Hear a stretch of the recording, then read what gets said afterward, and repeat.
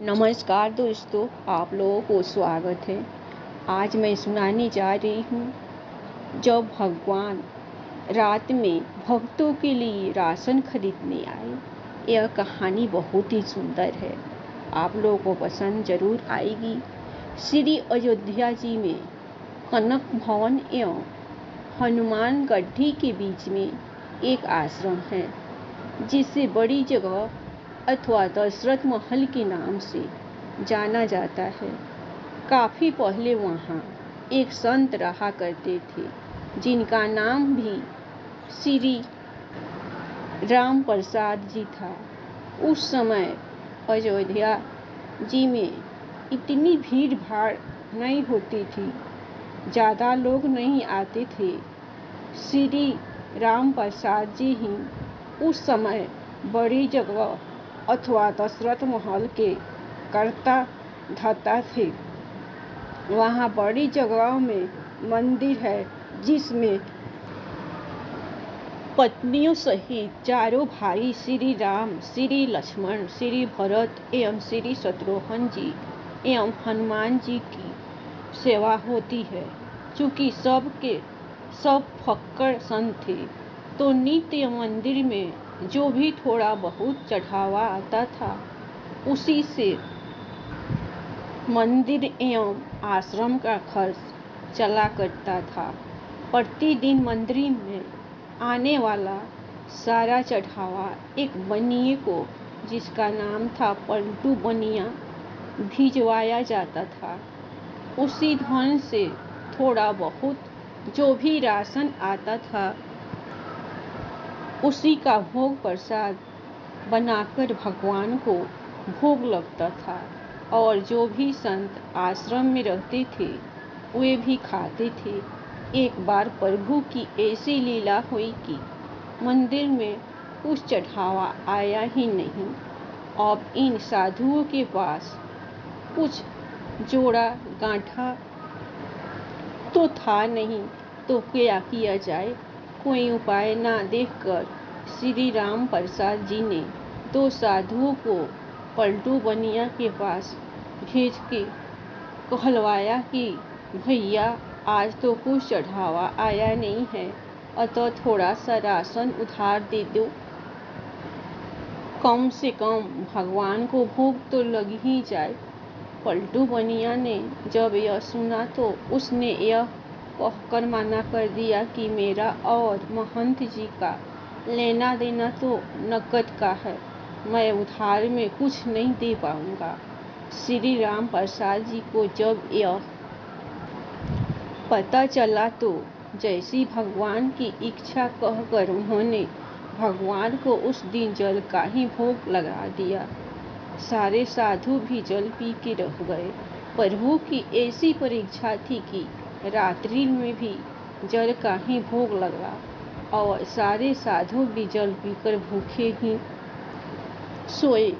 वहाँ मंदिर में नियम था कि शयन कराते समय भगवान को एक बड़ा सुंदर पीताम्बर उठाया जाता था तथा शयन आरती के बाद श्री राम प्रसाद जी नित्य करीब 1 घंटा बैठकर भगवान को भजन सुनाते थे।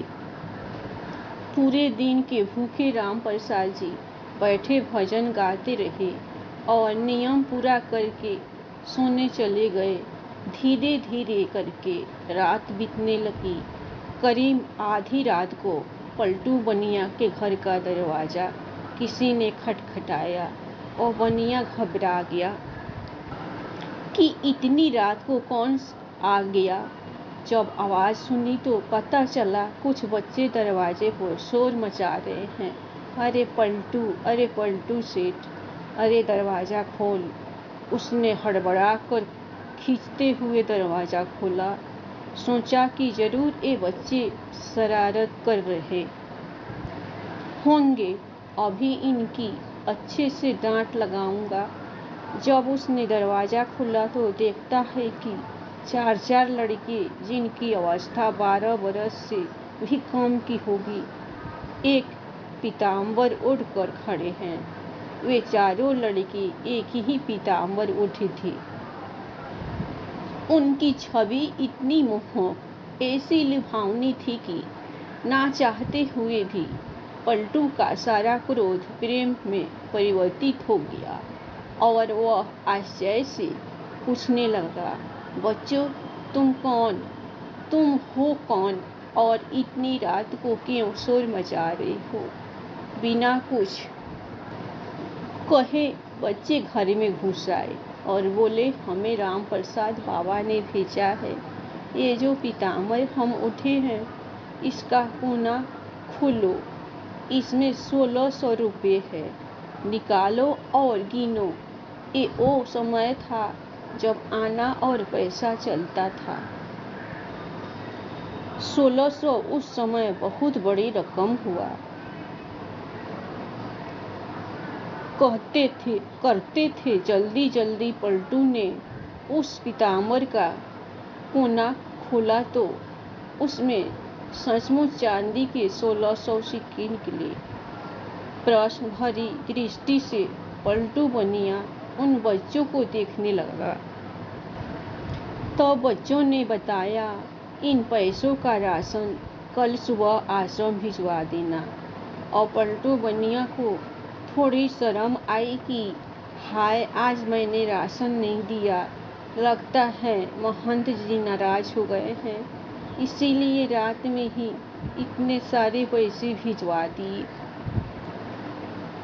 पश्चाताप, संकोच और प्रेम के साथ उसने हाथ जोड़कर कहा, बच्चों, मेरी पूरी दुकान भी उठाकर मैं महंत जी को दे दूंगा तो भी ये पैसे ज़्यादा ही बैठेंगे। इतने मूल्य का सामान देते देते तो मुझे पता नहीं कितना समय लग जाएगा। बच्चों ने कहा, ठीक है, आप एक साथ मत दीजिए, थोड़ा थोड़ा करके। अब से नित्य ही सुबह सुबह आश्रम भिजवा दिया कीजिएगा। आज के बाद कभी भी राशन के लिए मना मत कीजिएगा। पलटू बनिया तो मारे शर्म के जमीन में गड़ा जाए। वो फिर हाथ जोड़कर बोला, जैसी महंत जी की आज्ञा। इतना कह सुन के वो बच्चे चले गए, लेकिन जाते जाते पलटू बनिया का मन भी ले गए। इधर सवेरे सवेरे मंडला आरती के लिए जब पुजारी जी ने मंदिर के पट खोले तो देखा भगवान का पीताम्बर गायब है।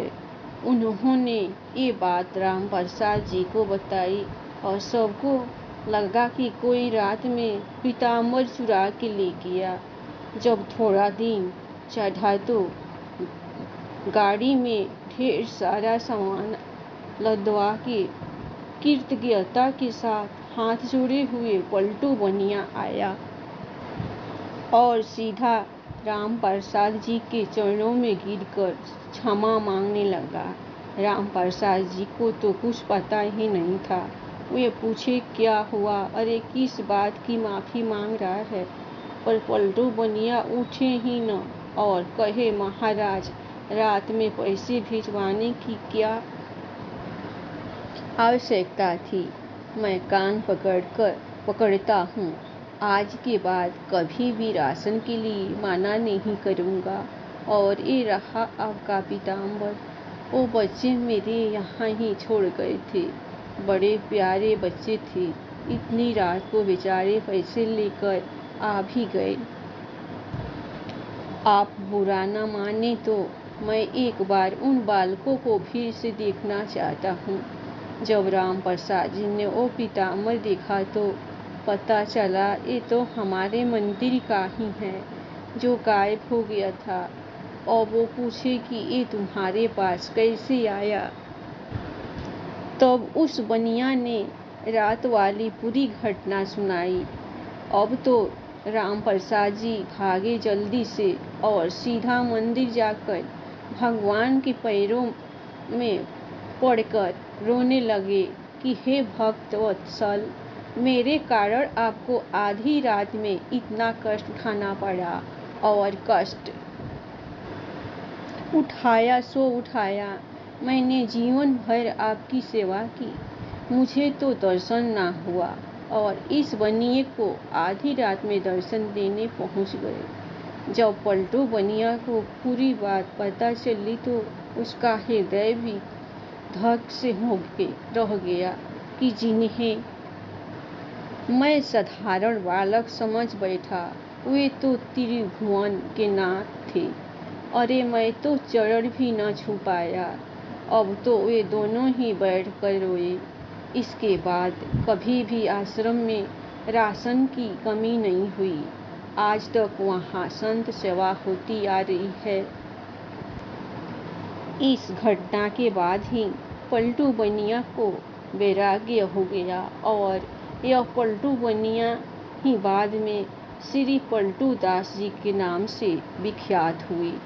श्री राम प्रसाद जी की व्याकुलता उस दिन हर क्षण के साथ बढ़ती ही जाए और रात में शयन के समय जब वे भजन गाने बैठे तो मूर्छित होकर गिर गए।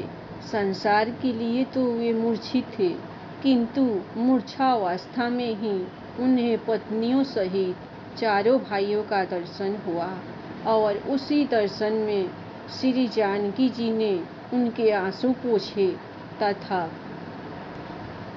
अपनी उंगली से इनके माथे पर बिंदी लगाई, जिसे फिर सदैव इन्होंने अपने मस्तक पर धारण करके रखा। उसी के बाद से इनके आश्रम में बिंदी वाले तिलक का प्रचलन हुआ। धन्यवाद दोस्तों, कहानी बहुत सुंदर है और पता नहीं आप लोगों को पसंद आए कि नहीं आए। भगवान के लिए लाइक सब्सक्राइब जरूर कीजिएगा।